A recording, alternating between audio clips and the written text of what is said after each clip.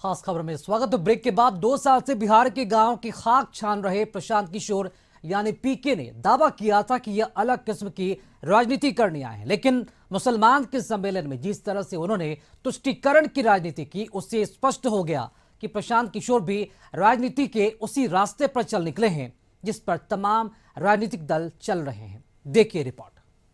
भारतीय लोकतंत्र की वोट की राजनीति में मुस्लिम वोटों का कितना असर है, यह बात उस प्रशांत किशोर को भी पता चल चुका है जो अभी 2 अक्टूबर को अपनी नई पार्टी बनाने वाले हैं। मुस्लिमों को रिझाने के लिए उन्होंने कुरान की आयत तक को पढ़ दिया और मुसलमानों के बीच अपने उस बयान को बंटवा भी रहे हैं। सुनिए कैसे प्रशांत किशोर ने कुरान की आयत को पढ़ा है। आपके कुरान की जो पहली आयत है,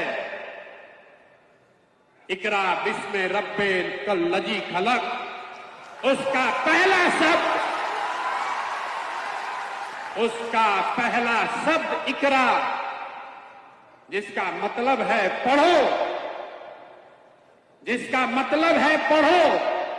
और आज आप वो कौम बन गए हैं जो देश का सबसे अनपढ़ कौम है, इसलिए आपको मशवरे की जरूरत है। वाई समीकरण कहीं बचा ही नहीं है। अब समीकरण है वाई एम। जहां वाई खड़ा होता है वहां पर मुकम्मल एम समाज के, मुसलमान समाज के लोग उसको वोट देते हैं। लेकिन जैसे ही मुसलमान खड़ा होता है तो आधे से ज्यादा वाई समाज के लोग हिंदू मुसलमान के नाम पर जाकर भाजपा को वोट देता है।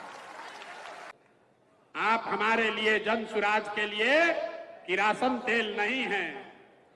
लालटेन में आप जल रहे हैं, रोशनी कहीं और हो रही है।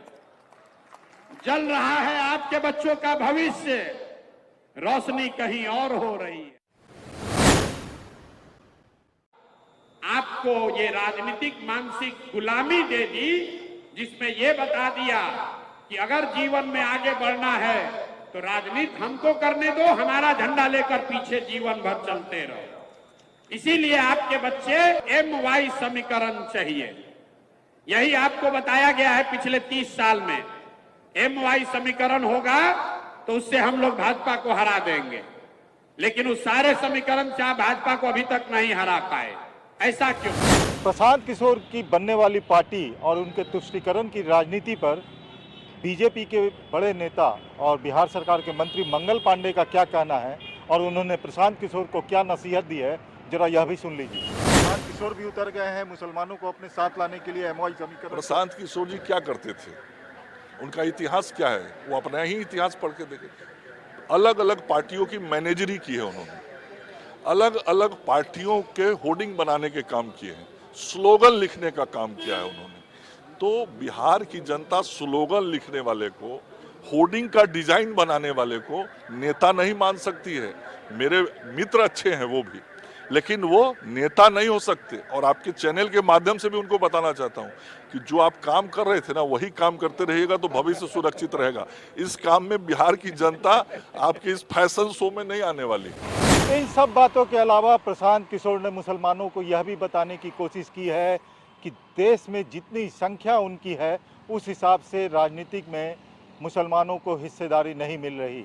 उनकी पार्टी मुसलमानों को सही और वाकिफ जो है वो हक दिलाने का काम करेगी। यानी प्रशांत किशोर ने तुष्टीकरण की पूरी दुकान खोल दी है और मुसलमानों के वोट की अहमियत क्या है, संभवतः डिफरेंट तरह की पॉलिटिक्स करने का दावा करने वाले प्रशांत किशोर भी अब तुष्टीकरण की राजनीति पे उतर चुके हैं। अब देखना यह है कि 2 अक्टूबर को जब उनकी पार्टी लॉन्च होगी और जनता के बीच में जाएंगे तो वो तुष्टीकरण को किस तरह से भुनाते हैं। कैमरामैन सुनील के साथ नीलकमल, कशिश न्यूज़, पटना।